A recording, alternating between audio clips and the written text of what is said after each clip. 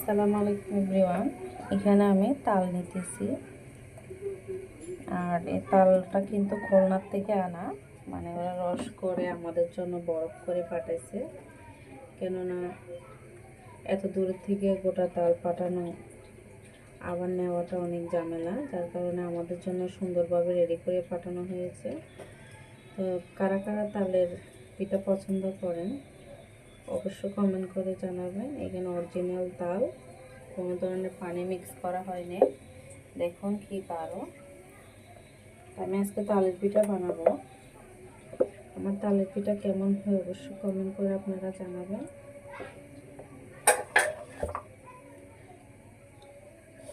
তালটা কিন্তু অনেক মিষ্টি। তো এখানে আমার টেস্ট অনুযায়ী আমি লবণ দিয়ে দিলাম, আর আমি এখানে মিক্স করব। এখানে আছে আপনার চালের গুঁড়া দিয়ে আমি আজকে পিঠাটা বানাবো। তো আমার তালের পিঠার রেসিপিটা কেমন লাগে অবশ্যই কমেন্ট করে জানাবেন।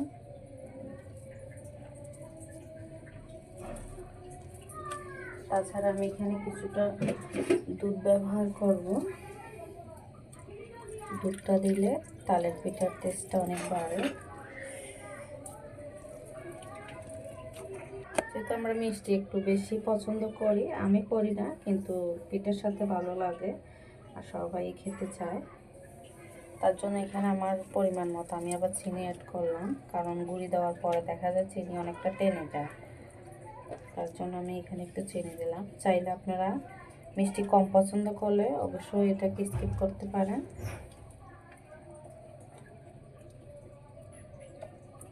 আমি অল্প অল্প করে এখানে গুঁড়ি অ্যাড করব, অল্প অল্প করে মাখিয়ে নেব। আমি আবারও চিনি দিলাম। তো আমার তালের ব্যাটারটা রেডি হয়ে গেছে। দেখুন এখানে আমি দুধটা অ্যাড করেছি। দেখুন আমি এখন তালের পিঠাগুলো তেলে দিয়ে দিব। বেশি বড় দিব না, আমি আমার সাইজ মতো করে দিব।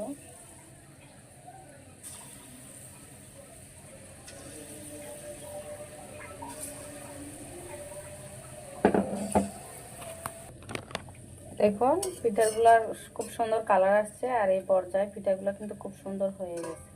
ঠান্ডা হলে পিঠাগুলো খেতে কিন্তু মাশাআল্লাহ অনেক ভালো লাগে।